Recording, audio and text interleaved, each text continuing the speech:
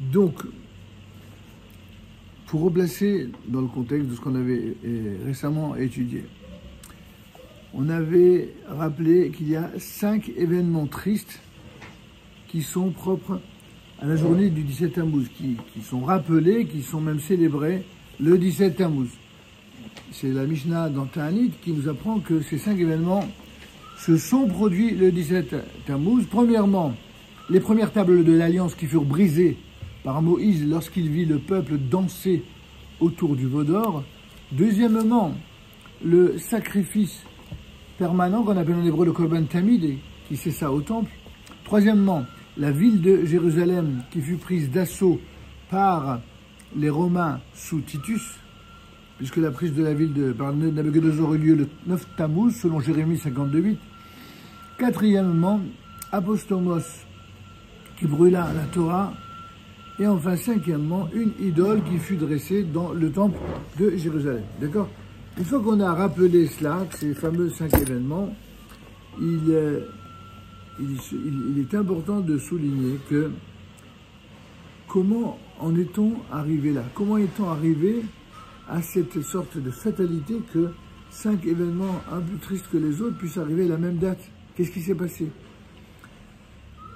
En fait, tout est rapporté à la réalité la révélation du Sinaï.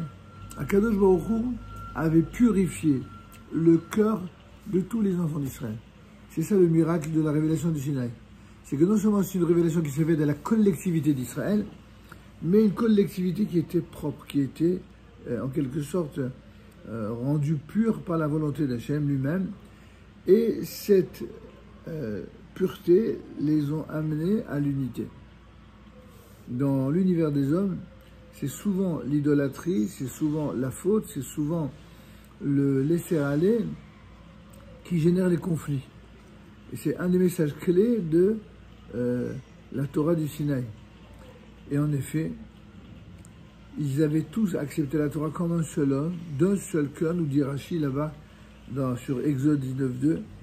Mais le jour du veau d'or, il n'y avait pas approbation unanime. C'est-à-dire l'unité qui existait pour le don de la Torah, cette unité a été brisée par quoi? Par la faute du veau d'or. Et au contraire, ils étaient divisés en de nombreuses factions. Quand tu vois qu'il y a de la division au sein d'un peuple, au sein même des peuples, ça veut donc dire que il y a un élément qui crée l'opposition. Il y a des gens pour qui l'obsession c'est le pouvoir. Et donc ils appliquent le principe diviser pour mieux régner. Chaque fois qu'on est dans l'ordre de cette logique assassine consistant à diviser pour mieux régner, alors on a toujours un principe d'opposition permanente, de conflit, d'antagonisme, où finalement plus les gens sont motivés pour obtenir le pouvoir, et plus ils sont prêts absolument à tout pour arriver à leur fin. À l'inverse, quand on est dans la logique de la Torah, on essaie non pas de nier les différences, les divergences, mais d'apprendre à les concilier d'une manière qui soit propre. C'est pas en même temps une chose et en même temps son contraire, comme certains pourraient le croire, pas du tout. On ne peut pas être en même temps moral et immoral. On ne peut pas être en même temps pour le bien et pour le mal. Ça, c'est impossible. Mais par contre, on peut être en même temps pour telle manière de faire le bien et telle autre manière de faire le bien. Ça, oui. Donc là, l'unité, elle ne peut se réaliser, se produire que sur ce qu'il y a de bon et de juste. Alors, c'est ce que nos sages nous enseignent. Lorsque vers chez Aaron, le 16 Tammuz, la veille, croyant que Moshe Rabbeinu ne reviendrait pas, en lui demandant « Fabrique-nous des dieux qui marchent devant nous. »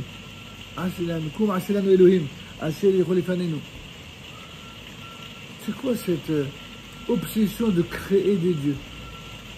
Toutes les idéologies fallacieuses de l'histoire, à commencer par les idéologies philosophiques et politiques, elles procèdent de cette manière-là. Elles créent des dieux, c'est-à-dire des idéologies. Elles créent des mensonges qui sont sacralisés. Et donc il s'agissait, dans l'esprit de la grande majorité du peuple d'un guide qui les conduirait vers le but qu'ils voulaient atteindre. Autrefois, c'était Dieu et les prophètes. Ensuite, des vrais prophètes, on les a substitués à des faux prophètes. Ensuite, on les a substitués à des guides moraux et spirituels. Et maintenant, on les a substitués à des guides politiques ou intellectuels. Et on voit le résultat. Le résultat, c'est que les uns comme les autres n'ont fait que générer toutes les formes d'extrémisme possibles et imaginables. Lorsque du creuset où Aaron avait fait fondre l'or, sorti un veau par les sortilèges de ceux qui voulaient une idole, eh bien la tourbe nombreuse qui les avait suivis d'Égypte, ce qu'on appelle en hébreu le Erev, ce grand mélange, eh bien les réactions furent très très variées. Lorsque tous ceux qui se réunissent ne s'unissent pas pour des raisons d'unité et profonde, mais au contraire pour des raisons de pouvoir, mais aussi des raisons qui sont inavouables, alors c'est évidemment la catastrophe, c'est la destruction, c'est la haine. Tout le contraire de l'unité. En effet, pour une petite minorité, c'est toujours les minorités qui allument la mèche, pour une petite minorité, les vieux instincts idolâtres s'éveillèrent aussitôt qu'ils virent l'idole, et aucune mise en garde ne servit plus. Ils se prosternèrent de propos délibérés. Vous avez vu, c'est toujours des extrémistes. Ça peut être longtemps à droite et ça peut être également à gauche, que ce soit ici, en Israël ou aux États-Unis. Dès le moment où une petite minorité est suffisamment menteuse et à droite, idéologiquement, pour manipuler l'opinion et réveiller les instincts idolâtres des gens pour les opposer à des gens bien, alors ça suffit pour casser. Il ne faut pas beaucoup de gens pour casser, il ne faut pas beaucoup de gens pour haïr. Ça se traîne comme une traînée de poudre. Et d'autres, qui étaient plus nombreux que le groupe précédent, sentirent également s'éveiller en eux le penchant vers le paganisme. Le mot paganisme, ça vient du mot païen, donc l'idolâtrie. Mais ils ne participèrent pas à la frénésie du groupe précédent. Il y a des gens, ils sont pas en train de faire le veau d'or, mais ils sont témoins, ils sont présents et ils lèvent pas le petit doigt pour empêcher ça.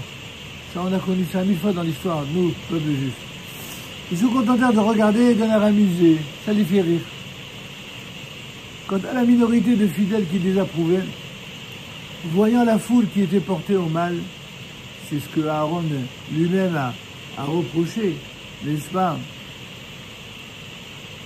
Eh bien, il ne voulait pas s'en mêler, convaincu qu'il n'y aurait pas de pardon pour une faute aussi grave. Il y a des gens, quels sont ceux qui se compromettent avec les plus pourris dans une société? Ce sont ceux qui, de toute façon, se disent, de toute façon, on ne pourra rien faire. C'est trop tard. Ils baissent les bras. Les losers éternels. Que fera Moïse dans ces conditions? Qu'est-ce que Moshe Rabbeinu va faire? Se plaçant à l'entrée du camp, il s'écria que ceux qui sont pour l'Éternel viennent à moi. Et seule la tribu de Lévi se rassembla autour de la bannière de l'Éternel. D'où la raison pour laquelle la tribu de Lévi elle va jouir d'un statut très particulier dans l'histoire d'Israël. Et Moshe Rabbeinu, Moïse donc fit aussitôt le procès de ceux qui avaient de propos délibérés adoré le veau d'or, ceux qui avaient agi en présence de témoins et aussi après avertissement, en hébreu atra'a, eh bien furent condamnés à mort et exécutés par le glaive, selon la loi, dans le Deutéronome 13-16. Ceux qui avaient transgressé en présence de témoins, mais sans avertissement, alors ils moururent par l'épidémie que Dieu leur a envoyée. Et enfin, pour la troisième catégorie, c'est-à-dire ceux qui avaient fait l'objet ni de témoins devant leur transgression, ni même d'avertissement, alors ce fut ce qu'on appelle l'épreuve des eaux amères, en hébreu meham arerin, à l'instar de l'épouse qui était soupçonnée d'infidélité. Moïse ainsi pulvérisa l'idole et répandit la fine poussière sur l'eau, qu'il fit boire aux enfants d'Israël. Mais la grande majorité du peuple sortit indemne de ces épreuves. C'est donc la preuve que la majorité du peuple, elle n'est pas corrompue, elle n'est pas pourrie. C'est toujours une minorité qui fait la pagaille. Et ça a toujours été comme ça, depuis l'époque de la faute du veau d'or jusqu'à aujourd'hui. C'est toujours une minorité. qui va faire des manifestations, qui hurlent dans les rues, et qui hurlent exactement le contraire de ce qu'ils sont en train de faire eux-mêmes. Après la sanctification du peuple au Sinaï, nulle puissance au monde ne pouvait arracher à sa sainteté. Ça, même s'ils sont minoritaires, ça, cette sainteté-là, elle ne pouvait pas être déracinée. Nous avons la preuve que les coupables étaient une minorité infime en comparant le chiffre donné par exemple par rapport au recensement du peuple à l'aide des fameux Shekalim. Tu te rappelles, au moment de la construction du tabernacle, et celui est indiqué au moment de la sortie d'Égypte. On voit donc que la chose la plus importante quand on part d'ascension d'objectifs élevés, savoir sur qui on peut compter. Sur qui on peut compter et avec quel type de personnage on peut faire route commune, on peut construire en commun, on peut réaliser l'unité, même si encore une fois les pensées peuvent être habitées par des visions différentes.